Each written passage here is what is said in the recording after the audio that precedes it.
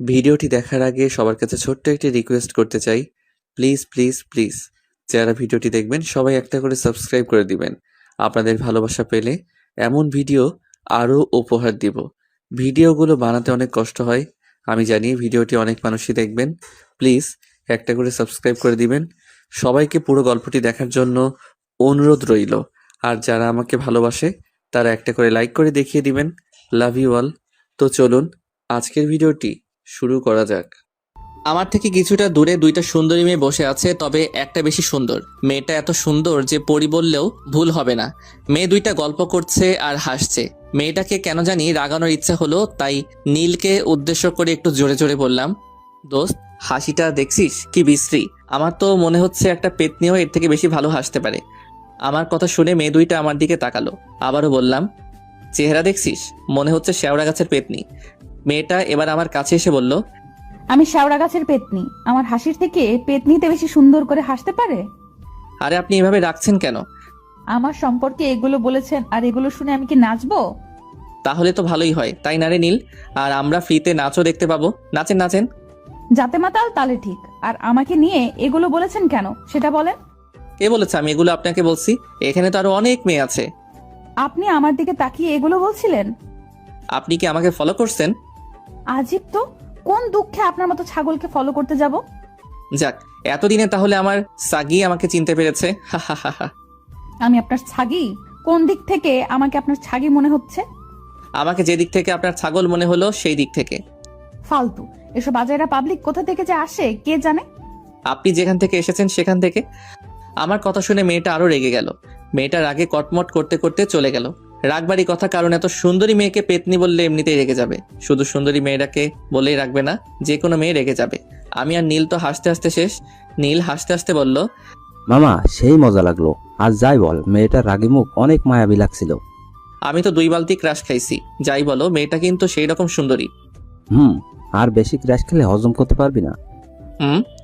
আচ্ছা চল বাসায় যাওয়া যাক, দুপুর হয়ে গেছে। ওকে চলো। পার্ক থেকে আমি আর নীল বাসার দিকে হাঁটতে লাগলাম। চলেন আমার পরিচয়টা দিয়ে নেই। আমি আকাশ। এবার ইন্টার ফাইনাল পরীক্ষা দিয়ে উড়ে বেড়াচ্ছি। ও থুক্কু, আমার তো ডানা নেই যে উড়বো। ঘুরে বেড়াচ্ছি। আমি আমার খালাম্মার বাসায় এসেছি ছুটি কাটাতে।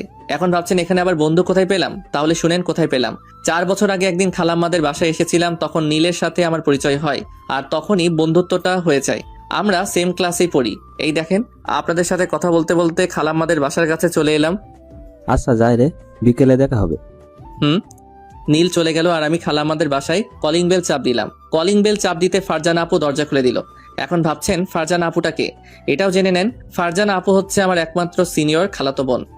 কিরে, সকালে আসতে আসতেই কোথায় যাওয়া হয়েছিল? আমি গো বন্ধুর উইথ আড্ডা টু গিভ। তোর ভুলভাল ইংরেজি পড়া বন্ধ কর। হুম। যা তাড়াতাড়ি গোসল করে খেতে আয়। ওকে মাই ডিয়ার আপি। যাবি না? তোকে উত্তম মাধ্যম দিব। আরে যাচ্ছি যাচ্ছি, এত চেতো কেন? তারপর গোসল করতে এলাম।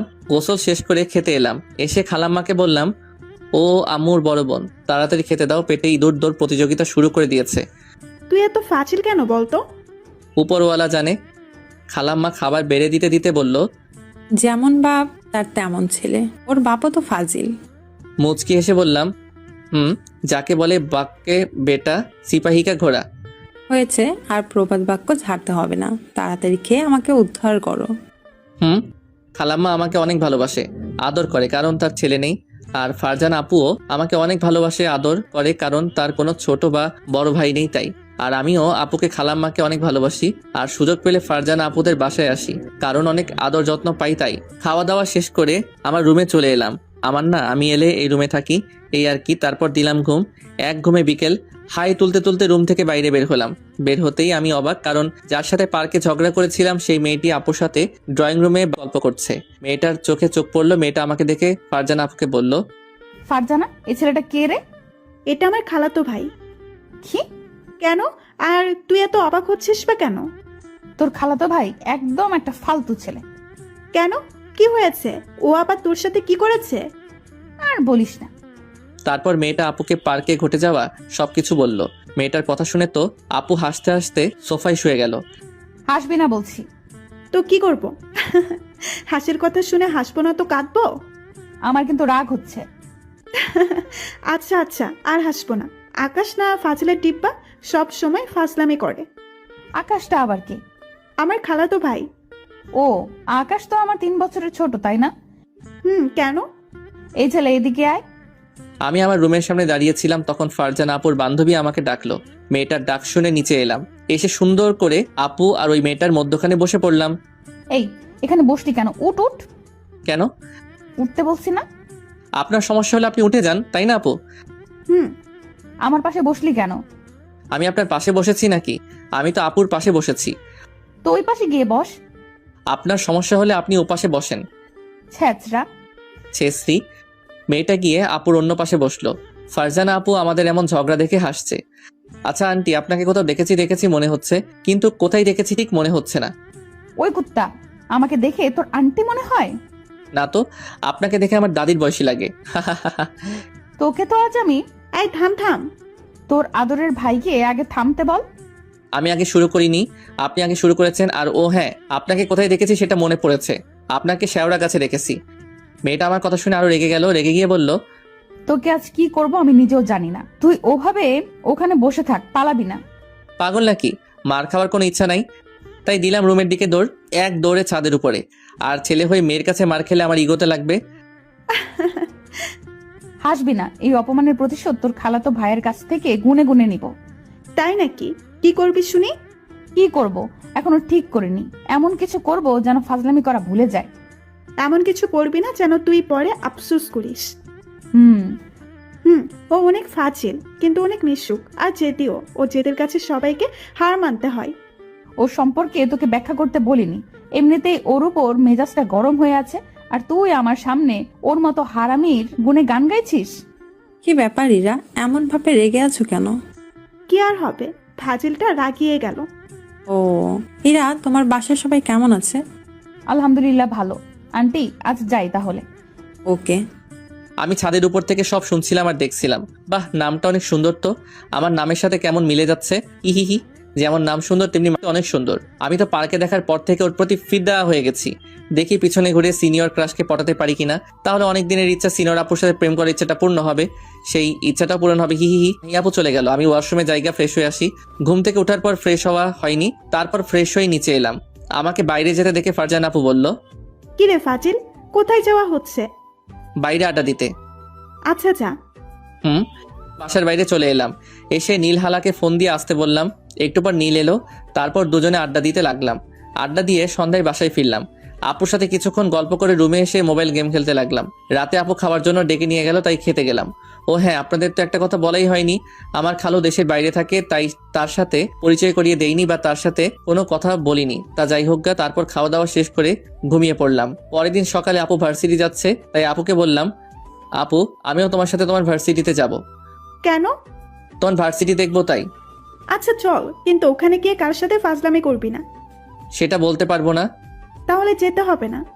খালাম্মু, এই ফারজানা, তোর সাথে আকাশকে নিয়ে যা। চল ফাজিল কোথাকার। আপুর সাথে বাসা থেকে বের হয়ে হাঁটতে লাগলাম। আপু একটু যে দাঁড়িয়ে গেল, তাই আপুকে বললাম, এখানে দাঁড়ালে কেন? ইরার জন্য। ও, ওর বাসা কোথায়? এই তো সামনেরটাই। 1 মিনিট পর দেখলাম আপু বাসা থেকে বেরিয়ে এলো। আপুকে দেখে একটা মুচকি হাসি দিলাম। ও আমাকে দেখে রেগে গেছে, সেটা ওকে দেখে বোঝা যাচ্ছে। কিরে ফারজানা, এই ফালতুটা এখানে কি করছে? আমাদের সাথে ভার্সিটি যাবে। ও কিরে, তুই ভার্সিটিতে যেয়ে কি করবি? শুনলাম ভার্সিটিতে অনেক মশা মাছি আছে, তাই সেগুলো মারতে যাব। তুই যেমন ফালতু, তোর কথাগুলোও ফালতু। ইরা আপুর দিকে তাকিয়ে একটা মুচকি হাসি দিলাম। ডিসগাস্টিং। কি রে ইরা, আমার কিউট সুন্দর ভাইটাকে দেখে তুই এমন করছিস কেন? কিউট না ছাই, গতকাল থেকে এর উপর মেজাজ বিগড়ে আছে। ইরা আপুর দিকে তাকিয়ে আবারও মুচকি হাসলাম। কিরে, তোর সমস্যা কি? এভাবে মুচকি মুচকি হাসছিস কেন? লে হালুয়া, আমি বেলে হাসতেও পাবো না? ও হাসতে তো তোর সমস্যা কোথায়? আপু, তোমার বান্ধবী তো মহা ঝগড়ুটে। তোমার বান্ধবী কি এভাবে সবার সাথেই ঝগড়া করে? ফারজানা আপু আমার কথা শুনে হাসছে, আর এইদিকে তো ইরা আপু রেগে ফায়ার। কুত্তা, তোকে তো। আমাকে মারতে এলো, তখন আমি সামনের দিকে দিলাম দৌড়। ওর পেছনে এমন ভাবে লাগছিস কেন বলতো? তোর খালাতো ভাইকে দেখলেই আমার পুরো শরীর জ্বলে। ফায়ার সার্ভিসের ফোন দিব নাকি? কেন? তোর শরীর জ্বলছে, তাই ভাবলাম ফায়ার সার্ভিসের কর্মীরা এসে পানি দিয়ে তোর শরীরের জ্বালা নিভাবে। কুত্তি, তোকে তো। আচ্ছা বাদ দে, ভার্সিটি চলে এসেছি, ভেতরে চল। এই আকাশ, তুই ভেতরে যাবি নাকি? হুম। আপুদের সাথে ভিতরে গেলাম। ভিতরে এসে মনে হচ্ছে ভুল করে আমি কোনো ময়দা ফ্যাক্টরিতে চলে এসেছি। ভাইরে ভাই, প্রায় সব ময়দা সুন্দরী। তাই আপুকে বললাম, আপু আমি কি ভুল করে ময়দা ফ্যাক্টরিতে চলে এসেছি? কেন? না মানে যেদিকেই তাকাচ্ছি সেই দিকেই দেখি ময়দা মাখা কিছু রমণী দেখতে পাচ্ছি তাই। আর আমার কি মনে হয় জানো, এরা ময়দা ফ্যাক্টরিতে কাজ করছে, তাই হয়তো এদের মুখে এত ময়দা, তাই না আপু? তোর বোনও তো ময়দা মেখেছে। আমার আপু এমনি অনেক সুন্দর, তোমার মতো ময়দা মেখে আন্টি থেকে সেরি হয় না। ফারজানা, তোর খালাতো ভাইকে আর কথা বলতে বারণ কর, না হলে ওর অবস্থা কি যে করবো আমি নিজেও জানি না। গতি বেগতিক যে কোনো সময় দুই একটা পড়ে যেতে পারে আমার সুন্দর কিউট গালের উপর, তাই এখান থেকে কেটে পড়াই ভালো।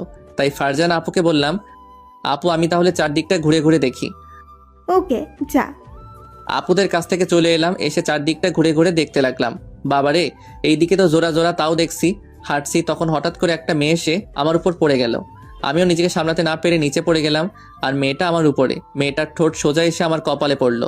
মেয়েটা তাড়াতাড়ি উঠে লজ্জায় মাথা নিচু করে নিল আর বলল, সরি, হঠাৎ করে পাটা কিসের সাথে বেঁধে আপনার উপর পড়ে গেলাম।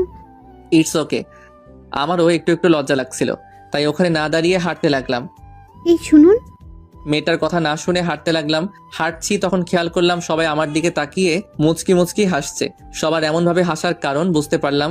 আপুদের খুঁজতে লাগলাম, অনেক খোঁজাখুঁজি করে আপুদের পেলাম। এখানেও সেম কেস, আপু তাদের বান্ধবীরা হাসছে। আপুদের হাসির কারণ বুঝতে না পেরে আপুকে বললাম, আরে তোমরা সবাই এইভাবে হাসছো কেন? এই দেখ। আমি তো জমিন থেকে আকাশে পড়লাম, থুক্কু। আকাশ থেকে জমিনে পড়লাম, কারণ আমার কপালে লিপস্টিকের দাগ। তার মনে ওই মেয়েটার সি কি লজ্জা, কি লজ্জা। আমি তাড়াতাড়ি পকেট থেকে রুমাল বের করে মুছে নিলাম। তারপর আপুকে আবার বললাম, দেখো তো আর আছে কিনা। না। কিরে, তোকে কে কিস করলো? আর বইল না। তারপর আপুকে সব বললাম। আপু হাসতে হাসতে বলল, কোন মেয়েটা? এখানে এত মেয়ের ভিতর কোথায় খুঁজবে, আর কখনো যদি দেখা হয় তাহলে তোমাকে দেখাবো। ও আচ্ছা, আর আমরা এখন ক্লাসে যাব, তুই কি করবি? আমি বাসায় চলে যাব। ওকে। ইরা আপুর দিকে তাকিয়ে একটা ফ্লাইং কিস দিয়ে বললাম, বাই বেবি, মা। কুত্তা তোকে তো। আমার কথা শুনে ফারজানা আপু আর তার বাকি বান্ধবীরা হাসতে লাগলো। আর এইদিকে তো ইরা আপু রেগে আগুন। আমি নিশ্চিত এখানে থাকলে আমার উপর দিয়ে টর্নেডো অথবা সাইক্লোন বয়ে যেতে পারে, তাই এখানে আর না দাঁড়িয়ে থাকাই ভালো। তাই ওখানে থেকে ভার্সিটির বাইরে বের হয়ে এলাম। এসে নীলকে ফোন দিলাম। নীল ফোন রিসিভ করতে বললাম, কিরে কোথায় তুই? বাসায় কেন? তাড়াতাড়ি বাইক নিয়ে ভার্সিটির সামনে আয়, ঘুরে বেড়াবো। আচ্ছা দাঁড়া আসছি। 10 মিনিট পর এসে বলল, তুই ভার্সিটির সামনে কি করিস? এমনি। আর আপুর সাথে আপুর ভার্সিটি দেখতে আসছিলাম, এই আর কি। ও, আর কোথায় ঘুরতে যাবি? যেখানে ভালো হবে সেখানে চল। তাহলে চল গ্রামের দিকে যাই, ওই দিকটা অনেক সুন্দর। ওকে। তারপর দুজনে বাইকে করে গ্রামের দিকে ঘুরতে চলে গেলাম। ঘুরতে ঘুরতে দুপুর হয়ে গেল। হঠাৎ ফোনটা বেজে উঠলো। পকেট থেকে ফোনটা বের করে দেখি ফারজানা আপু। রিসিভ করলাম। রিসিভ করতে আপু বলল, কোথায় আছিস? ঘুরে বেড়াচ্ছি। কেন? তাড়াতাড়ি বাসায় আয়। আসছি। ফোন কেটে দিলাম। তখন নীল বলল, কে ছিল? ফারজানা আপু বাসায় ডাকছে। চল তাহলে। আবার বাসার দিকে রওনা দিলাম। 30 মিনিট পর বাসায় পৌঁছলাম। বাসার কলিং বেল চাপ দিতে খালাম্মা এসে দরজা খুলে দিল। কোথায় যাওয়া হয়েছিল? গ্রামের দিকে ঘুরতে। ও, আর যা তাড়াতাড়ি গোসল করে নামাজ পড়ে খেতে আয়। খালাম্মার কাছে থেকে এসে গোসল করতে এলাম। গোসল শেষ করে নামাজ পড়ে এসে খাবার টেবিলে বসলাম। খালাম্মা খাবার বেড়ে দিল। খাবার খেতে খেতে আপু বলে উঠল, তোকে রূপা খুঁজছিল। রূপাটা আবার কে? ওই যে সকালে, ওর নাম রূপা। ও, কিন্তু আমাকে কেন খুঁজছিল? আর তুমি কিভাবে জানলে ওই মেয়েটি ওটা? না মানে মনে হলো তাই আর কি। ও, হুম। ওর আবার কি হলো রে, আমাকে খুঁজবে কেন? তারপর খাওয়া দাওয়া শেষ করে রুমে এসে দিলাম এক ঘুমে বিকেলে ঘুম থেকে উঠে বাইরে গেলাম। তারপর নীলকে ফোন করে আসতে বললাম। নীল এসে বলল, এখন আবার কোথায় যাবি? চল তাহলে দেখতে পাবি। ও আচ্ছা। আসলে ইরা আপুকে দেখতে যাব, তাই নীলকে ডাকলাম। দুইজনে হাঁটতে হাঁটতে ইরা আপুদের বাসার সামনে চলে এলাম। এসে দেখি ইরা আপু ছাদের উপর দাঁড়িয়ে আছে আর রাস্তার দিকে তাকিয়ে আছে। নীল ইরা আপুকে দেখে বলল, এটা সেই দিনের মেয়েটা না যার সাথে পার্কে ঝগড়া করেছিলি? এটা ফারজানা আপুর বান্ধবী, আর একেই দেখতে এলাম। কি? আর যতই হোক আমার ক্রাশ বলে কথা। আর দেখি পটাতে পারি কিনা। মেয়েটা তো তোর সিনিয়র। তাতে কি হয়েছে? আমি ইরা আপুর উপর ফিদা হয়ে আছি সেই দিন থেকে।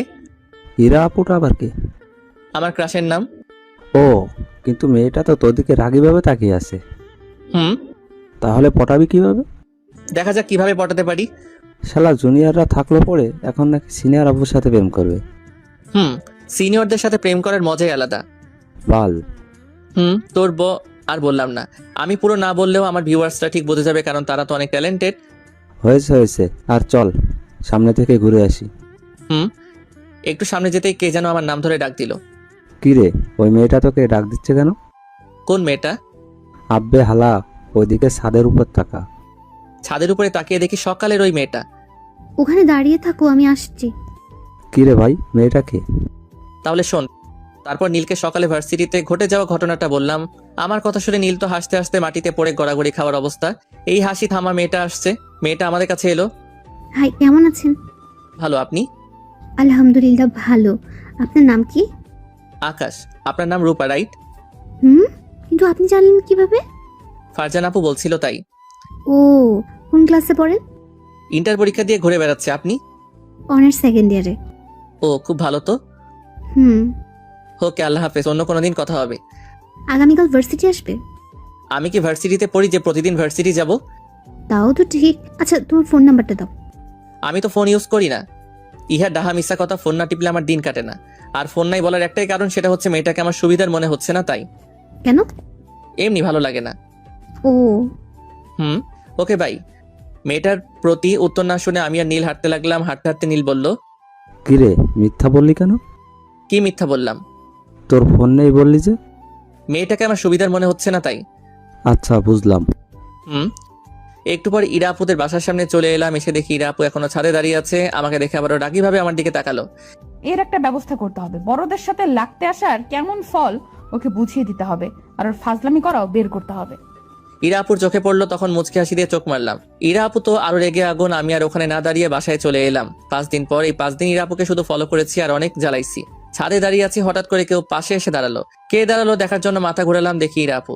আমি বেশ অবাক হলাম আর ভাবনার জগতে ডুব দিলাম, কারণ ইরা আপু আমাকে সহ্য করতে পারে না, আর সে কিনা আমার পাশে এসে দাঁড়ালো। ইরা আপুর কথায় ভাবনার ছেদ ঘটলো।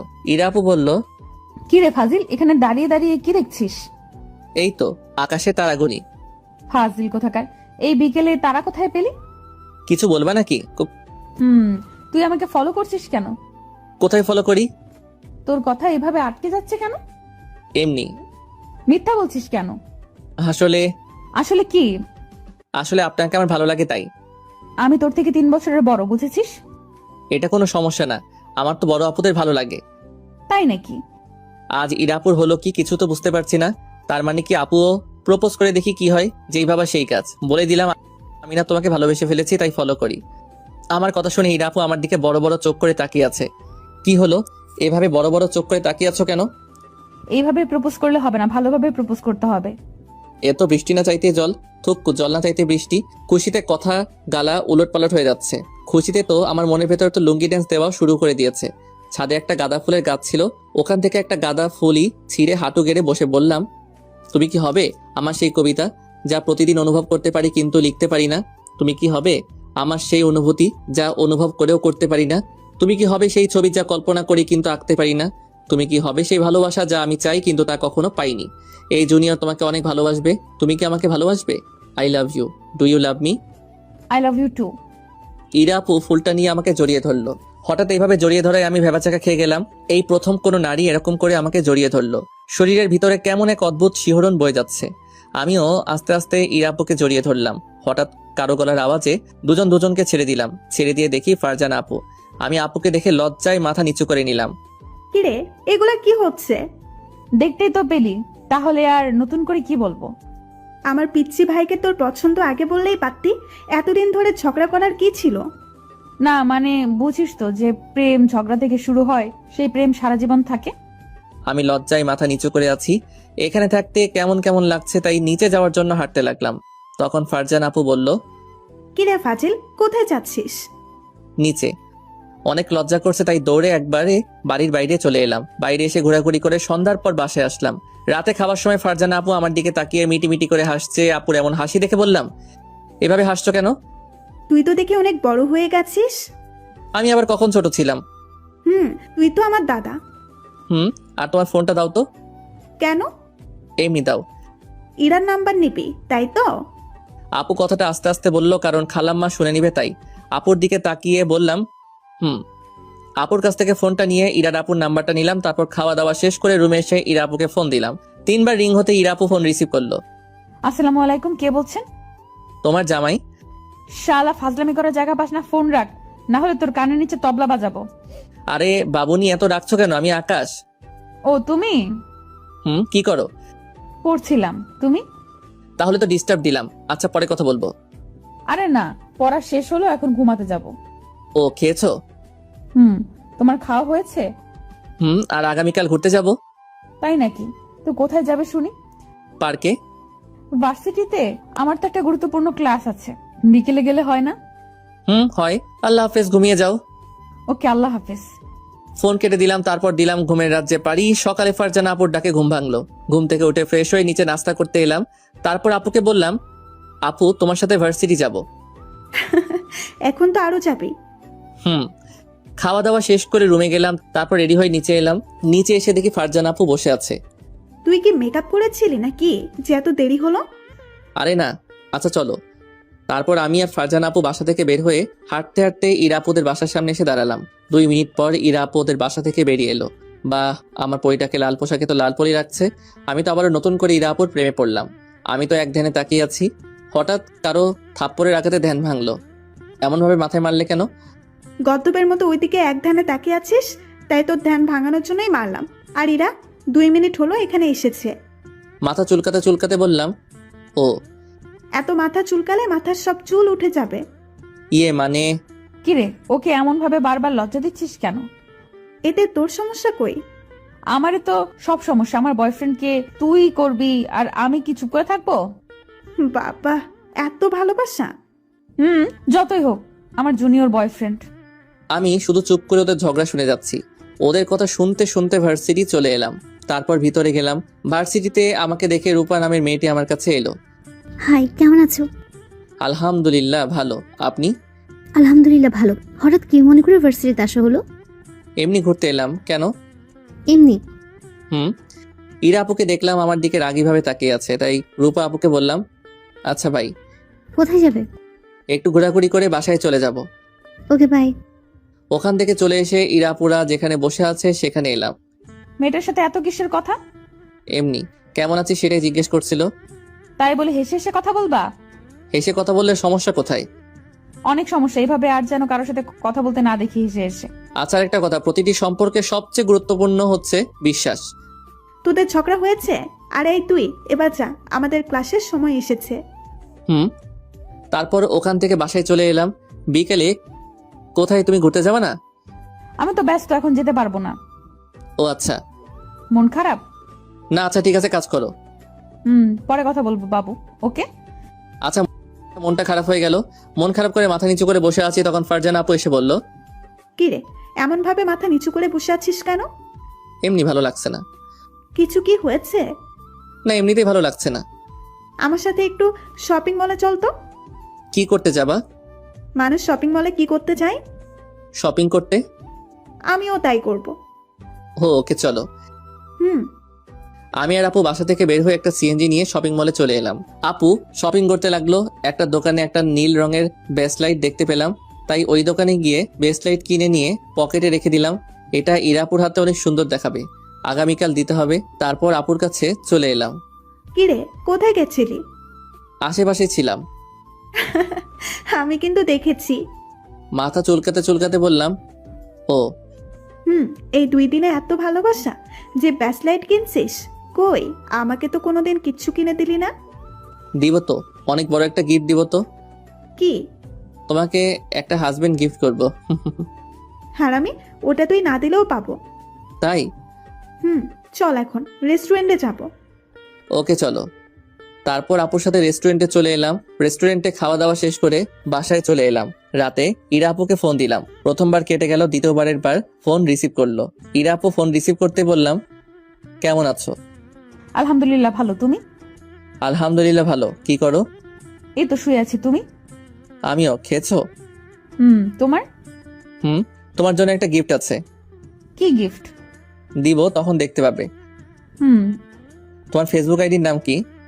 অবুঝ মন। কার অবুঝ মন? কে বুঝে না? আরে ফাজিল, অবুঝমন আমার আইডির নাম। ও আচ্ছা, তোমার আইডি খুঁজে রিকোয়েস্ট দিচ্ছি। ওকে, আর তোমাকে একটা কথা বলার আছে। বলো। ফোনে না, সামনাসামনি। কি এমন বলবে যে ফোন বলবে না বলেছে? কিছু বুঝতে পারছি না। কি হলো? কিছু না, আমার স্বপ্ন কি জানো? কি? আমার স্বপ্ন আমাদের ছোট একটা সংসার হবে, আমাদের ছোট্ট একটা ফুটফুটে মেয়ে হবে, ঠিক তোমার মতো। তোমার মতো হবে ঠিকই, কিন্তু আমার নামে নাম রাখবো। নাম কি রাখবো জানো? নাম রাখবো আনিকা। কি নামটা সুন্দর না? চুপ যে, কিছু বলো। কি বলবো বুঝতে পারছি না। মানে? কিছু না। ও ওকে, আল্লাহ হাফেজ, ঘুম আসছে। ওকে, আল্লাহ হাফেজ। ইরা আপু ফোন কেটে দিয়ে মনে মনে বলতে লাগলো, ও তো দেখি বাচ্চার নাম পর্যন্ত ঠিক করে রেখেছে। না, ওকে সত্যিটা বলেই দিতে হবে যে আমি অতদিন মজা করেছিলাম। ইরা আপু এগুলো ভাবতে ভাবতে ঘুমিয়ে পড়লো। পরের দিন সকালে দেখি, তোমার হাতটা দাও। আগে আমার কথাটা তো শোনো, তারপর। না, আগে হাতটা দাও, তারপর তোমার কথা শুনবো। না, আগে আমার কথা শোনো, তারপর। না, আগে তোমার হাত দাও। আচ্ছা, নাও। আমি আমার পকেট থেকে ব্রেসলাইটটা বের করে পরিয়ে দিতে যাব, তখন ইরা আপু বলল, আমি তোমাকে ভালোবাসি না, এতদিন তোমার সাথে অভিনয় করেছি। ইরা আপুর এমন কথা শুনে আমার পায়ের নিচ থেকে যেন মাটি সরে গেল। তাও মুখে হাসি নিয়ে এসে বললাম, মিথ্যা বলছো কেন? আর এমন ভাবে মজা করছো কেন? আমি সত্যি বলছি, তোমাকে আমি কখনো ভালোবাসিনি, শুধু তোমার কাছ থেকে অপমানের প্রতিশোধ নিতে এমন করেছি। তুমি আমার থেকে ছোট, তোমার আমার সম্পর্ক কোনোভাবেই হয় না। প্লিজ ক্ষমা করে দিও, আর আমাকে ভুলে যাও। চিন্তা করো না, আমার থেকে তুমি সুন্দর একটা মেয়ে পাবে। ইরা আপুর কথা শুনে আমার শরীর পার্টসগুলো চলাচল করা বন্ধ করে দিয়েছে। আমার শরীর পুরো স্তব্ধ হয়ে গেল। পৃথিবীটা যেন আমার চারদিকে ঘুরপাক খাচ্ছে। আমি কি বলবো কিছুই বুঝতে পারছি না। মনে হচ্ছে আমার কলিজার উপর কেউ জোরে জোরে হাতুড়ি দিয়ে পিটিয়ে দিচ্ছে, আর আমার কলিজাটা টুকরো টুকরো হয়ে যাচ্ছে। চোখের কোণ ভিজে উঠলো। ইরা আপুর সামনে কাঁদতে চাইলাম না, তাই চোখের পানি কোনো মতে আটকে রাখলাম। প্লিজ ক্ষমা করে দাও। কিন্তু তুমি এটা আমার সাথে ঠিক করনি। যাও, তোমাকে ক্ষমা করে দিলাম। কথাগুলো বলতে বলতে অনেক কষ্ট হলো, তাও বললাম। আর দাঁড়িয়ে থাকতে পারছি না, চোখ দিয়ে পানি বের হয়ে আসতে চাইছে, কিন্তু বের হতে দিচ্ছি না। ওখান থেকে বাসায় চলে এলাম। কিরে, তোকে এমন দেখাচ্ছে কেন? আর আজ ভার্সিটি যাবি নাকি? না, ইচ্ছে করছে না। ওকে। রুমে এসে দরজাটা লাগিয়ে দিয়ে বালিশে মুখ গুজে হাউমাউ করে কেঁদে উঠলাম। কিছুক্ষণ কান্না করার পর ব্যাগ গুছিয়ে নিলাম। বাসায় চলে যাব, এখানে আর থাকবো না। না হলে ইরাপুকে ভুলতে পারবো না, আর কোনোদিন এখানে আসবো না। ইরাপু আমার সাথে এমন না করলেও পারতো। ইরাপুকে অনেক ভালোবাসি, কোনোদিন ভুলতে পারবো কিনা জানি না। রুম থেকে ফ্রেশ হয়ে ব্যাগ হাতে করে নিয়ে নিচে এলাম। খালাম্মা আমার হাতে ব্যাগ দেখে বলল, কোথায় যাবি? চলে যাব। কেন? আমার কাজ আছে, তাই চলে যেতে হবে। কি এমন কাজ পড়লো যে চলে যেতে হবে? আমাকে যেতে হবে। খালাম্মাকে আর কোনো কথা বলার সুযোগ না দিয়ে বাসা থেকে বের হয়ে একটা অটো নিলাম। তারপর 1 ঘন্টা পরে বাসায় চলে এলাম। আম্মু আমাকে দেখে বলল, কি রে ফাজিলের বাচ্চা ফাজিল, 1 মাস থাকবি বললি আর 7 দিন পর চলে এলি যে? কেন, চলে যাব নাকি? বলো, চলে যাচ্ছি। আমার এমন রেগে যাওয়া দেখে আম্মু আর কিছু বলল না। আমি রুমে এসে দরজা লাগিয়ে আবার বালিশে মুখ গুজে কাঁদতে লাগলাম। শুধু একটা কথাই মনে আসছে, ইরাপু এমনটা না করলেও পারতো। কেন আমাকে স্বপ্ন দেখিয়ে আবার ভেঙে দিল? এমনভাবে কাঁদতে কাঁদতে কখন যে ঘুমিয়ে পড়েছে মনে নেই। আপা, ওখানে কি হয়েছে? আকাশ এইভাবে এলো কেন? তা তো আমিও বুঝতে পারছি না, আমাকে কাজ আছে বলে চলে গেল। আকাশের চোখ দুটো দেখে বোঝা যাচ্ছে অনেক কেঁদেছে, চোখ দুটো অনেক লাল হয়ে আছে। আমি তো কিছুই বুঝতে পারছি না। সকালে খাওয়া দাওয়া করে খুশি মনে বের হলো, কিন্তু যখন বাসায় এলো তখন ওর মন খারাপ হয়েছিল। তারপর একটু পরে রুম থেকে হাত ব্যাগ নিয়ে বের হয়ে এলো। দুপুরে ঘুম থেকে উঠলাম, তারপর গোসল করে নিলাম, তারপর খেতে গেলাম। খাওয়ার সময় আম্মু বলল, তোর কি হয়েছে? তোর মন খারাপ কেন? কিছু না আম্মু, তাড়াতাড়ি খেতে দাও। হুম। আমার কি হয়েছে সেটা জানার জন্য আম্মু জোর করলো না, কারণ জোর করে কোনো লাভ নেই, সেটা আম্মু ভালোভাবেই জানে। আম্মু, আকাশ কোথায়? খেতে ডাকো। থাকলে তো ডাকবো। থাকলে মানে? কোথায় গেছে? বাসায় চলে গেছে। কেন? কাজ আছে বলে চলে গেছে, কিন্তু তোর ছোট খালা বলেছে ও নাকি কেঁদেছে, ওর মন খারাপ। তুই কি কিছু বলেছিস? না তো। দাঁড়াও, আমি আকাশকে ফোন দিয়ে জানছি কি হয়েছে। তোকে বলবে? জানি না। ফারজানা আপু আমার ফোনে ফোন দিতে লাগলো, কিন্তু ফোন বন্ধ বলছে। কিরে, কি হয়েছে? ফোন বন্ধ করে রেখেছে। ইরাকে ফোন করে দেখি। ইরাকে কেন ফোন দিবি? কিছু না, আর খাবো না। পুরো খেয়ে যা। ফারজানা আপু আর কোনো কথা না বলে তার রুমে গিয়ে ইরা আপুকে ফোন দিল।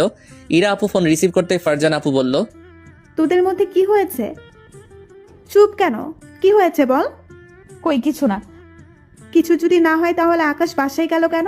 আর আকাশ কান্না করেছে কেন? আমি আকাশকে ভালোবাসি না, এতদিন শুধু মজা করেছি। কি? আসলে ওর থেকে বদলা নেওয়ার জন্য এমনটা করেছিলাম। ভালোবাসা তোর কাছে মজা মনে হয়? না মানে ফারজানা আপু আর কিছু না বলে ফোন কেটে দিল। ইরা আপু ফারজানা আপুকে আবার ফোন দিল, কিন্তু আপু ফোন কেটে দিল। ইরা আপু আবার ফোন দিল, কিন্তু আপু এবারও রিসিভ করলো না। আপু এবার ফোন বন্ধ করে রেখে দিল। রাতে ফাজিলের সওয়াল ফাজিল, এত তাড়াতাড়ি চলে এলি যে? এসে কি ভুল করে দিয়েছি? ভুল করলে বলো, অন্য কোথাও চলে যাই। আমার এমনভাবে রেগে যাওয়া দেখে আব্বু আম্মুর দিকে তাকিয়ে চোখের ইশারায় বলল, কি হয়েছে আম্মু? বলল, জানি না। খাওয়া দাওয়া শেষ করে রুমে এলাম। এসে মনটা খারাপ হয়ে গেল, কারণ এই সময় ফোনে ইরার সাথে কথা বলতাম, কিন্তু আজ থেকে আর বলা হবে না। আর প্রিয় মানুষটির কণ্ঠটা শুনতে পারবো না। ইরা আপুর কথা মনে পড়তেই চোখের কোণটা আবার ভিজে উঠল। চোখ মুছে ঘুমানোর চেষ্টা করছি, কিন্তু ঘুম আসছে না। বারবার সকালের কথাগুলো কানের কাছে বাজছে। ঘুমানোর অনেক চেষ্টা করলাম, কিন্তু ঘুম এলো না। ঘুমানোর জন্য একটা ঘুমের ওষুধ খেলাম। ওষুধ খাওয়ার একটু পরেই ঘুমিয়ে পড়লাম। পরের দিন সকালে, এই বাজার যা তো, কোনো সবজি নেই, সবজি কিনে নিয়ে আয়। টাকা দাও। নে। আবু তুমিও টাকা দাও। আর টাকা কি করবি? তোমার বৌমা আছো তো, তাই তাকে শপিং করে দিব। ফাজলামি বাদ দিয়ে বল, টাকা কি করবি? আমার পকেটে কোনো টাকা নেই, তাই পকেট খরচ দাও। এটা আগে বললেই পারতি। এখন তো বললাম এখন টাকা দাও। এই নে 100 টাকা। আব্বু গো, তুমি কত টাকা দিলে? আমার তো পকেটে রাখার জায়গা নেই। বেশি হয়ে গেছে, আগে বলবি তো। আচ্ছা তাহলে দে, 100 কমিয়ে 50 টাকা দিই। আবার বাপ ব্যাটা শুরু হলো। এই তাড়াতাড়ি বাজারে গিয়ে সবজি নিয়ে আয়। দাঁড়িয়ে কেন, যা। তাড়াতাড়ি 5,000 টাকা দাও। কি? জি আব্বা হুজুর। হবে না। আম্মু দিতে বলো। তুই না তোর খালার বাসা যাওয়ার আগে 5,000 টাকা নিলি? ওটা শেষ হয়ে গেছে, এখন টাকা দাও। এই নে, 1000-এর বেশি দিতে পারবো না। দাও। আরে বাইকের চাবিটা দাও। এই নে। আব্বুর কাছে থেকে চাবি নিয়ে বাইকটা বের করে বাজারে গেলাম। বাজার থেকে তরি তরকারি কিনে বাসায় চলে এলাম। আম্মু এই নাও। আর যে টাকা বেশি হয়েছে তা ফেরত দে। হি বিড়ালকে মাছ জমা দেওয়ার পর ফেরত চাইছে। তোকে তো আম্মু চামচটা হাতে নিতে দিলাম দৌড়। এক দৌড়ে রুমে চলে এলাম। যেমন বাপ তেমন তার ছেলেও হয়েছে। রুমে এসে শুয়ে পড়লাম, তখন ইরার কথা মনে পড়ে গেল আর মনটা খারাপ হয়ে গেল। না, যতক্ষণ একা থাকবো ততক্ষণ মন খারাপ থাকবে, তার থেকে ভালো বাইরে যাই। রুম থেকে বের হয়ে আম্মুকে বলে বাসা থেকে বেরিয়ে আমাদের বাসার পাশের থাকা দোকানে এলাম। বসে আছি, তখন দেখি রায়হান কোথাও যাচ্ছে, তাই রায়হানকে ডাক দিলাম। রায়হান আমার বন্ধু। রায়হান এলো, তারপর রায়হানের সাথে বসে গল্প করতে লাগলাম। ঘন্টা খানেকের মতো গল্প করে বাসায় এলাম, তারপর খাওয়া দাওয়া শেষ করে রুমে চলে এলাম। ওইদিকে ভার্সিটিতে আজ আমার জন্য না দাঁড়িয়ে চলে এসেছিস কেন? এমনি। ও, কিছু কি বলবি? এমন ভাবে কথা বলছিস কেন? কিভাবে কথা বলছি? কেমন রেগে রেগে কথা বলছিস কেন? আর সরি ওরকম করার জন্য। সবকিছু সরি বললেই মাফ হয়ে যায় না। যেটা করেছিস সেটা আমি কল্পনাতেও ভাবিনি তুই এমন করবি। আকাশের উপরে প্রতিশোধ নেওয়াই ছিল তো, অন্য ভাবিনি তুই। আর কিছু বললে বল, না হলে আমার সামনে থেকে সর। তোকে দেখলেই তোর উপর রাগ হচ্ছে, তাকে যেতে হবে না, আমি যাচ্ছি। তোর মতো বেস্ট ফ্রেন্ড থাকার চেয়ে না থাকা অনেক ভালো। আজ থেকে তোর সাথে আমার ফ্রেন্ডশিপ শেষ। ফারজানা দাঁড়া। ফারজানা আপু ইরাপুর কথা না শুনে অন্য জায়গায় চলে গেল। 5 দিন পর আকাশকে ফোন দিয়ে তোদের বাসায় ডাক। 2 দিন ভার্সিটি এলি না, আর তোর অবস্থা এমন কেন হয়েছে? এমনি ডাক প্লিজ। বুঝতে পারছি তোর এমন অবস্থা হওয়ার কারণ। হাসিস না, ফোন দিয়ে ডাক প্লিজ। তুই ফোন করে ডাক। অনেকবার ফোন দেওয়ার চেষ্টা করেছি, কিন্তু বারবার ফোন বন্ধ বলছে। আকাশ তো নাম্বার চেঞ্জ করে নিয়েছে, আর যেটা ব্যবহার করছে সেটা আমার কাছে নেই। ও, ভাবি তোমার মনের ভেতর তাহলে ভালোই ঝড় চলছে। বাল, ওদের বাসায় চল। তুই যা, আমাকে কেন বলছিস? তুই কি যাবি? ক্লাস আছে, যেতে পারবো না। রাখ তোর ক্লাস। পথে এসো বিষ্টু। কি? যেতে পারি, কিন্তু একটা শর্ত আছে। এখানে শর্তের কি আছে? আমার 1 মাসের ক্যান্টিনের খরচ তোকে দেওয়া লাগবে। কি? আমি পারবো না। তাহলে তোকে যেতে হবে না। আচ্ছা দিব। আর সুযোগের সদ্ব্যবহার করছিস তো? আমারও একদিন সময় আসবে, তখন সুদে আসলে ডাবলে আদায় করে ছাড়বো, বলে দিলাম। তখন দেখা যাবে। বল, সত্যি রাজি? না হয়ে উপায় আছে? আগে বাসায় যাব, তারপর যাব। বাসায় যাবি কেন? আম্মুকে বলতে হবে না। আর তুই আন্টিকে বলেছিস? কি? তুই যাচ্ছিস? আব্বু আম্মু জেনে গেছে। আঙ্কেল আন্টি রাজি হয়ে গেছে। আমি কেমন সেটা তো জানিস। রাজি না হয়ে যাবে কোথায়? কিন্তু আকাশের অভিমান রাগ ভাঙাতে পারবি? কেন পারবো না? বিষ্টুকে দেখো, তারপর বুঝতে পারবা ও রাগ ভাঙাতে পারবা কি পারবা না। একবার আকাশকে খালাম্মা কি জন্য বকেছিল, সেই জন্য 2 দিন খালাম্মার সাথে কথা বলেনি। শুধু রাগি না, অনেক জেদিও। ওর আম্মুর সাথে এমন করে। এখন তুই ভেবে দেখ তোর সাথে কি করে। কি রে তোরা?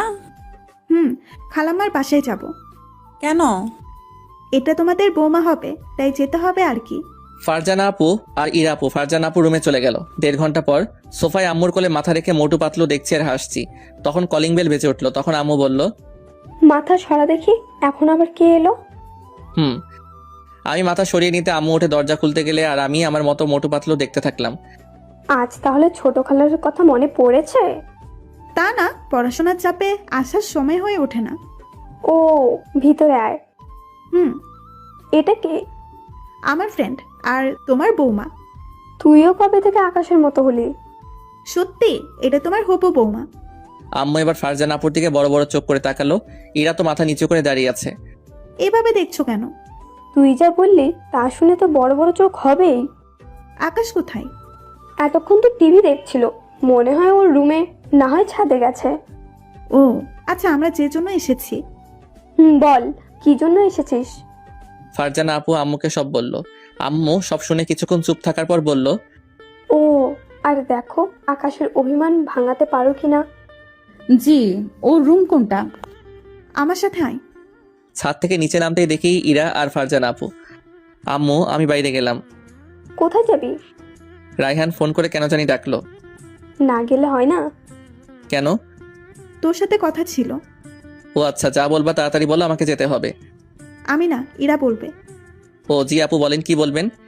একটু ছাদে চলো। এখানে কিছু বললে বলেন, না হলে আমি গেলাম। সরি। আমি তো আপনাকে ক্ষমা করে দিয়েছি, তাহলে সরি বলছেন যে?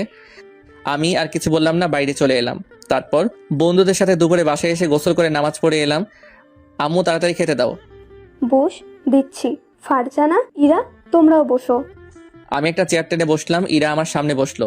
আম্মু সবাইকে খাবার বেড়ে দিল। আমিও খেতে লাগলাম। একটু পর কেউ আমার পায়ে সুরসুরি দিতে লাগলো। ইরা আর ফারজানা আপুর দিকে তাকালাম। ইরাপুর দিকে তাকিয়ে মিটিমিটি করে হাসছে আর ফারজানা আপু চুপচাপ খেয়ে যাচ্ছে। বুঝলাম ইরাপু এমন করছে, কিছু বললাম না, শুধু পা টেনে নিলাম।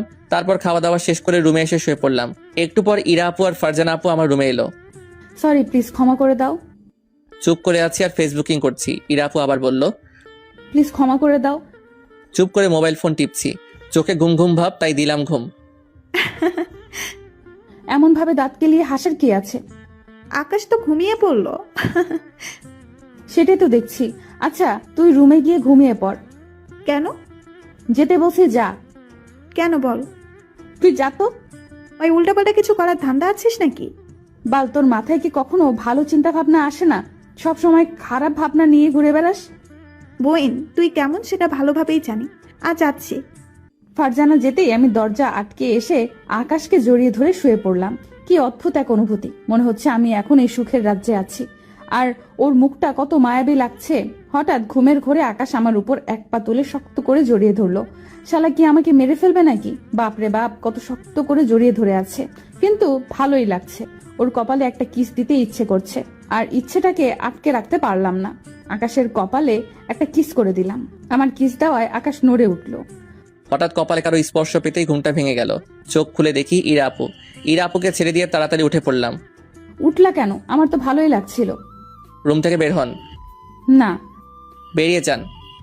না গো জান, আমি তোমার সাথে ঘুমাবো। আম্মু আম্মু। এখানে আম্মুকে ডাকার কি আছে? কিছু বললাম না। রুম থেকে বেরিয়ে এসে আম্মুকে বললাম, ইরা আপুকে বেরিয়ে যেতে বলো, না হলে কিন্তু খুব খারাপ হয়ে যাবে। বলছি। আম্মু উঠে আমার রুমে গেল। তারপর ইরা আর আম্মু বের হয়ে গেল। তারপর আমি রুমে গিয়ে দরজা আটকে বিছানায় এসে দিলাম ঘুম। কিরে, বের করে দিল কেন? ঘুমের ঘোরে কত সুন্দর করে জড়িয়ে ধরেছিল, মজাই লাগছিল। বল, কেন যে চুমু দিতে গেলাম আর ঘুম থেকে উঠে গেল। ভালো তো, এখন ঘুমিয়ে পড়। ভাবলাম জড়িয়ে ধরে ঘুমাবো, কিন্তু কিসটার জন্য হলো না। কথা কম বলে ঘুমাতো, আমার অনেক ঘুম পাচ্ছে। বিকেলে ছাদে দাঁড়িয়ে আছি, তখন ইরা আপু আর ফারজানা আপু এলো। আমরা চলে যাব, আর তুইও আমাদের সাথে যাচ্ছিস। তোমরা যাও, বারণ করছে কে? কিন্তু আমি যাচ্ছি না। চল না। আমি তো যাচ্ছি না, পার্মানেন্টলি থেকে যাচ্ছি। কিছু বললাম না, চুপ করে দাঁড়িয়ে থাকলাম। কি ব্যাপার, বোবা হয়ে গেল নাকি? এবারও কিছু বললাম না, চুপ করে দাঁড়িয়ে থাকলাম। সরি তোমার সাথে ওরকম করার জন্য। এবার সত্যি তোমাকে ভালোবাসি। ভালোবাসি না বলে বলেন যে প্রতিশোধ নেওয়া শেষ হয়নি। এবার ইরা তোকে সত্যি সত্যিই ভালোবাসে। কিছু বললাম না, ছাদ থেকে নেমে গেলাম, তারপর বাইরে চলে এলাম। কাঁদছিস কেন? আমাকে বিশ্বাস করছে না। বিশ্বাস করবে কেমন করে? তুই তো ওর বিশ্বাসটা ভেঙে দিয়েছিস। মানুষ মাত্রই তো ভুল, আর আমিও করেছি, তাই বলে কি ক্ষমা করা যায় না? আমাকে বলে কি লাভ? যাকে বলার তাকে বল। কি হলো মা, কাঁদছো কেন? তোমার ছেলে অনেক পচা, আমাকে বিশ্বাস করছে না। আর কাঁদতে হবে না, আমি কিছু একটা করছি। ইরা আপু আম্মুকে জড়িয়ে ধরে ঢুকরে ঢুকরে কাঁদতে থাকলো। ঘোরাঘুরি করে সন্ধ্যায় বাসায় এলাম। বাসায় আসতে আব্বু ডাক দিল। আব্বু কাছে গিয়ে বললাম, বলো। বিয়ে ঠিক করেছি। আর একটা বিয়ে করবা? আহ কি ভালো, তাহলে তোমার বিয়েতে অনেক মজা করব। আর আমারও 2টা আম্মু হবে। কি মজা কি মজা, আমিও তাহলে আমার বাবার বিয়ে খাবো। আমি বিয়ে করব কেন?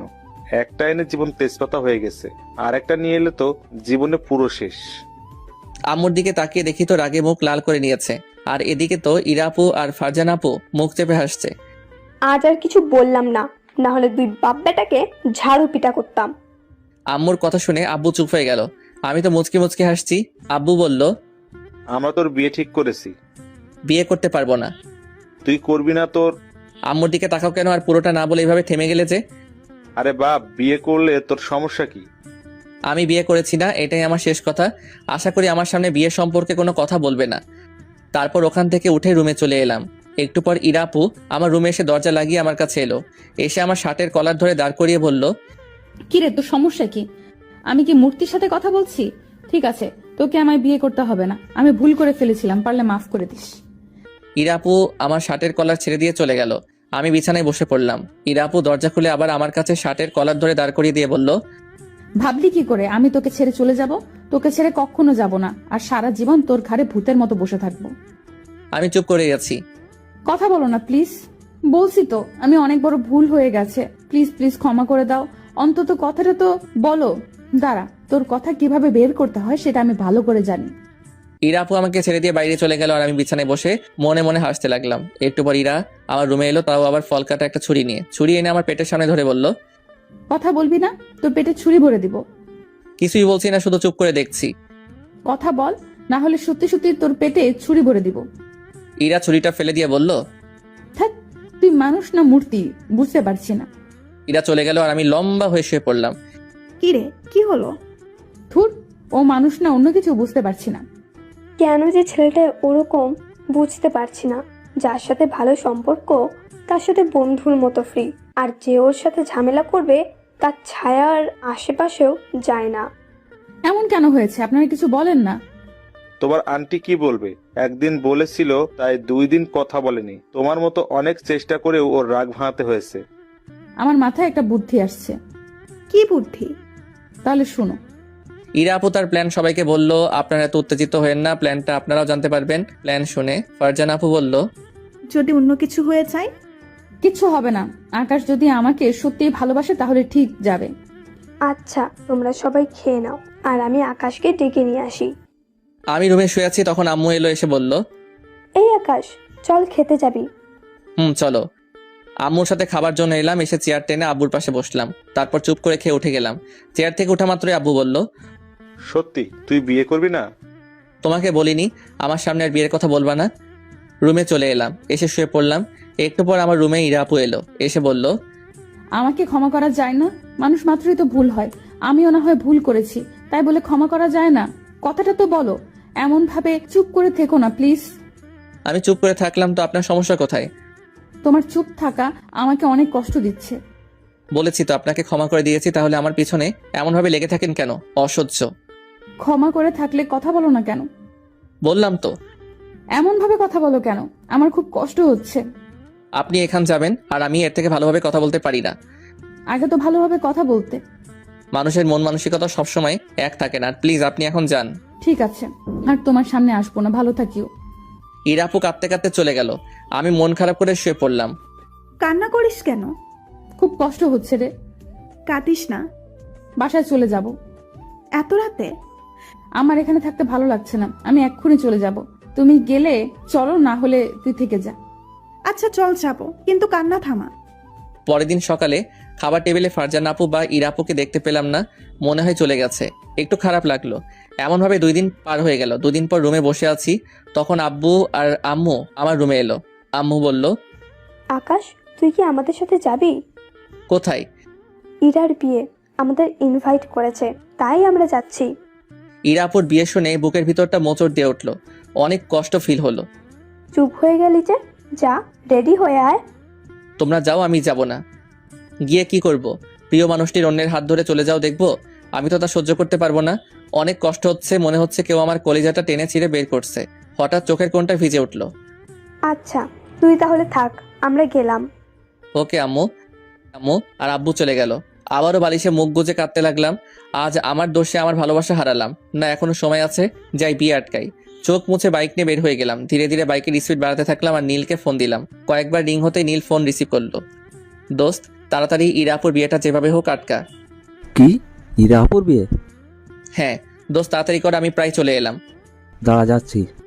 আচ্ছা, আমি সামনে তাকাতেই দেখি একটা ট্রাক দূরত্ব গতিতে আমার দিকে ছুটে আসছে। বাইক অন্যদিকে নেওয়ার আগে ট্রাকটা আমাকে ধাক্কা দিয়ে চলে গেল। বাইক একদিকে ছিটকে পড়লো আর আমি অন্যদিকে। আমার মাথা ফেটে রক্ত বের হচ্ছে। মুহূর্তে রক্তে আমার চারপাশ লাল হয়ে গেল। চারদিকে লোকজন জমা হয়ে গেল। আমার চোখের সামনে আব্বু আম্মুর ছবি ভেসে উঠলো। বুঝতে পারছি পৃথিবীতে আজ আমার শেষ দিন। আমার চোখ দুটো বন্ধ হওয়ার আগে কালিমা পড়লাম। ফোনে নীল হ্যালো হ্যালো বলে যাচ্ছে, কিন্তু কোনো রেসপন্স পাচ্ছে না। আকাশ কথা বলছে না কেন? আর শব্দটা কিসের হলো? আবার ওর কিছু হলো না তো? তখন একটা লোক ফোনটা কানের কাছে ধরে বলল, আপনি কে বলছেন? আপনি যার ফোন রিসিভ করেছেন আমি তার বন্ধু, কিন্তু আপনি কে?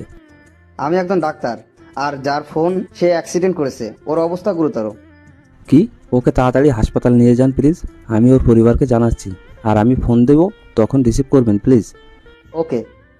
ডাক্তারটা সবাইকে সরিয়ে আমাকে তার গাড়িতে করে হাসপাতালে নিয়ে গেলে আর নীল দৌড়ে খালাম্মার বাসায় গেল। নীলের এমনভাবে দৌড়ে আসার দেখে ফারজান আপু বলল, কি রে, এমন ভাবে দৌড়ে এলি কেন? আকাশ, আকাশ, আকাশ আকাশ করছিস কেন? আকাশের কি হয়েছে? আকাশ অ্যাক্সিডেন্ট করেছে, ওর অবস্থা অনেক খারাপ। কি? একজন ডাক্তার ওর ফোন থেকে ফোন করেছিল। নীলের কথা শুনে আব্বু আম্মু খালাম্মা ফারজান আপু সবাই স্তব্ধ হয়ে গেছে। আম্মু তো কান্না শুরু করে দিয়েছে। ও এখন কোথায় আছে? বলতে পারছি না। আকাশের ফোনে ফোন দেন, ডাক্তারটা রিসিভ করবে। আব্বু তাড়াতাড়ি আমার ফোনে ফোন দিল আর ডাক্তারটা ফোন রিসিভ করতে আব্বু বলল, আমার ছেলে কেমন আছে? আর আমার ছেলে কোথায় আছে? আপনার ছেলে এই হাসপাতালে আছে, আর আপনার ছেলের অবস্থা অনেক খারাপ। বাঁচবে কিনা জানি না, আল্লাহ ভরসা। আব্বুর হাত থেকে ফোনটা পড়ে গেল আর মূর্তির মতো দাঁড়িয়ে থাকলো। কথা বলো না কেন? বলো, আমার ছেলে কোথায় আর কেমন আছে? ডাক্তার বলল আকাশের অবস্থা অনেক খারাপ, বাঁচবে কিনা জানি না। আব্বুর মুখে এমন কথা শুনে আম্মু জ্ঞান হারিয়ে ফেললো। সবার মাঝে মারা কান্নার একটা রোল পড়ে গেল। আম্মুকে সবাই ধরে গাড়িতে উঠালো। তারপর ডাক্তারের ঠিকানা অনুযায়ী গাড়ি চালাতে লাগলো।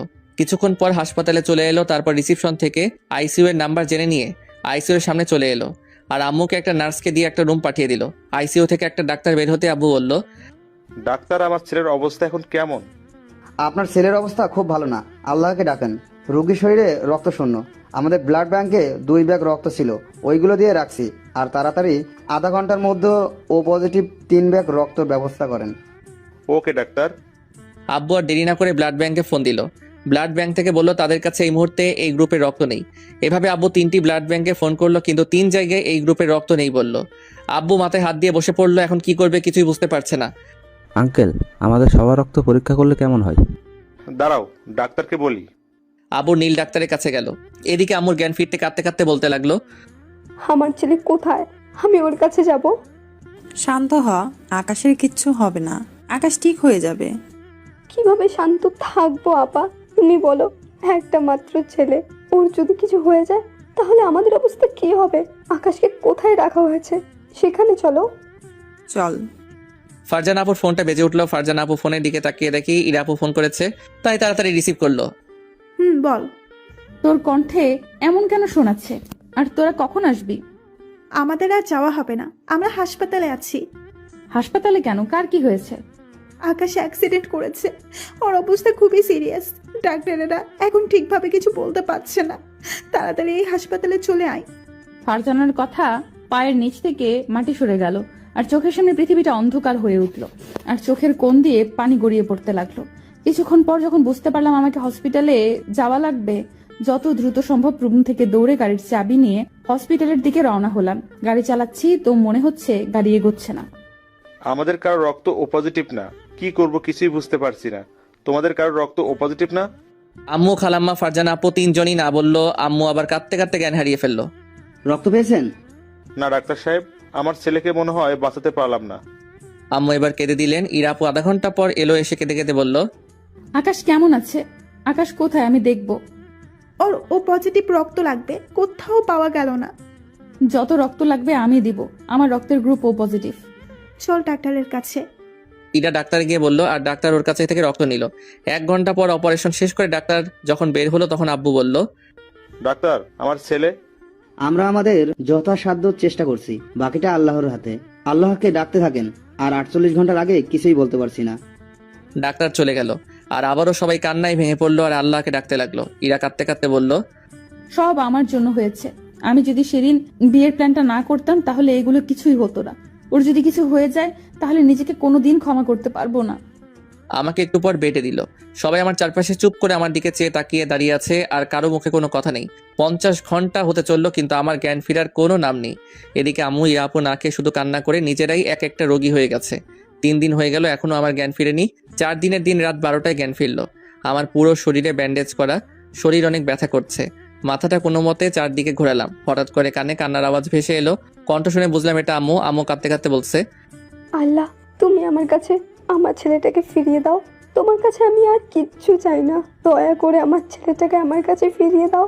প্রয়োজনে আমার জীবনের বদলে আমার ছেলের জীবনটা ফিরিয়ে দাও।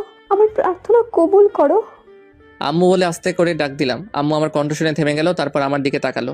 আমি আবার আম্মু বলে ডাক দিলাম। এবার আম্মু তাড়াতাড়ি জায়নামাজ থেকে উঠে আমার কাছে এসে বলল, আল্লাহ আমার প্রার্থনা শুনেছে। আম্মু খুশিতে আত্মহারা হয়ে আমার কপালে গালে কিস করলো। আম্মু খিদে পেয়েছে তো? আম্মু চোখ মুছতে মুছতে বলল, কি খাবি? লে হালুয়া। আমি যা খাবো তুমি কি তাই করে দিবে নাকি? যা আছে তাই দাও, অনেক খিদে পেয়েছে। দাঁড়া দিচ্ছি। আমি এই অবস্থাতে দাঁড়াতে পারবো না, শুয়ে থাকবো। হয়েছে বাপ, আর কথা ধরিস না। কথা কি ধরা যায়? বাপ, আমার ভুল হয়ে গেছে, ক্ষমা কর। তারপর আম্মু আমাকে কলা আর পাউরুটি খাইয়ে দিয়ে ওষুধ খাইয়ে দিল। ইরার কথা মনে পড়তে মনটা খারাপ হয়ে গেল আর চোখের কোণ দিয়ে পানি গড়িয়ে পড়তে লাগলো। কাঁদছিস কেন? এমনি। আজকে কি বার? বুধবার। কেন? ও, তোমার মুখ কেমন শুকনো হয়ে আছে কেন? ভালোভাবে খাওয়া দাওয়া করনি? না, তবে আগামীকাল থেকে খাবো। আব্বু কোথায়? বাসায় গেছে। ও আচ্ছা, তুমি ঘুমিয়ে পড়ো। বুঝতে পারছি 4 দিন ঘুমাওনি। ঘুমাবো না, আমার ফাজিল ছেলের সাথে 4 দিন কথা বলি না। আরে ঘুমিয়ে পড়ো, আগামীকাল তো সকালে কথা বলতে পারবে। আর আমার মাথাটাও কেমন টনটন ব্যথা করছে, আমিও ঘুমিয়ে যাই আর অনেক ঘুমো পাচ্ছে। তুই ঘুমা, আমি তোর মাথায় হাত বুলিয়ে দিই। আচ্ছা। আম্মু আমার মাথায় হাত বুলিয়ে দিতে লাগলো। পরের দিন সকালে সবার কথা বলার শব্দে ঘুম ভেঙে গেল। কি ব্যাপার, এটা কি মাছের বাজার যে এখানে চেঁচামেচি করছো? না রে ফাজিল, এটা হাসপাতাল, আর আমরা সবাই হাসপাতালে আমাদের ফাজিলটাকে দেখতে এসেছি। সবার মাঝে আমার চোখ দুটো একজনকে খুঁজছে, কিন্তু খুঁজে পাচ্ছে না। মনটা খারাপ হয়ে গেল। সে আসবে কেন? সে তো অন্য কারো হয়ে গেছে। আজ আমার জন্য আমার প্রিয় মানুষটিকে হারিয়েছি। এভাবে চারদিকে তাকিয়ে কি দেখছিস? কিছু না। ফারজানা আপুকে দেখলাম বাইরে গেল, আবার 2 মিনিট পর চলে এলো। আম্মু একটু ওয়াশরুমে যাব। চল, আমি নিয়ে যাচ্ছি। তারপর আব্বু আমাকে কোলে করে নিয়ে ওয়াশরুমে নিয়ে গেল। কিছুক্ষণ পর আবার কোলে করে নিয়ে এলো। বেডে শুয়ে আছি, হঠাৎ কেউ এসে আমার গালে কপালে চুমু দিতে লাগলো। এ মা, এ তো ইরে আপু। আরে করছেনটা কি? চুপ থাক। আরে করছেনটা কি? সবাই দেখছে তো। এখানে আমাদের থাকা ঠিক হবে না, সবাই কেটে পড়ো। সবাই বাইরে চলে গেল। তারপর দরজাটা টেনে দিল। আপু, আপনার এমন অবস্থা কেন? আপনার হাজবেন্ড কি আপনার উপর টর্চার করছে? আর আপনার হাজবেন্ড কোথায়? কুত্তা, আপু বলবি না। আর আমার বিয়ে কবে হলো যে আমার হাজবেন্ড থাকবে? কেন সেদিন? সেদিন আমার বিয়ে না, বার্থডে ছিল। ও, আপনার এমন অবস্থা কেন হয়েছে? কুত্তা, বিলাই, হনুমান, লাল বান্দর, তোর জন্য। তোর যদি কিছু হয়ে যেত তাহলে আমার কি হতো? আমি তো মরেই যেতাম। তোকে খুব ভালোবাসি রে, খুব। আর কান্না থামাও। চেহারার কি অবস্থা করেছে বলো তো? দেখতে একদম শ্যাওড়া গাছের পেতনি লাগছে। যা, ময়দা দিয়ে চেহারা ঠিক করে এসো। আমি ময়দা মাখি না, শুধু হালকা লিপস্টিক ব্যবহার করি। ও, তাহলে তো ভালোই, আমাকে ময়দা কিনতে হবে না। I love you. I love you too. ভালোভাবে বলো। কিভাবে? ফাজলামি বাদ দিয়ে ভালো করে বলো না। আচ্ছা বলছি, I love you too Ira. এটা কি হলো? কিস দিলাম। 3 মাস পর বাসর ঘরের সামনে দাঁড়িয়ে আছি। ভিতরে যেতে কেমন ভয় ভয় করছে। বুকে ফু দিয়ে ভিতরে গেলাম। আমার আসার শব্দ পেয়ে ইরা আপু বিছানা থেকে উঠে আমাকে সালাম করতে গেল, কিন্তু দিলাম না। ইরাকে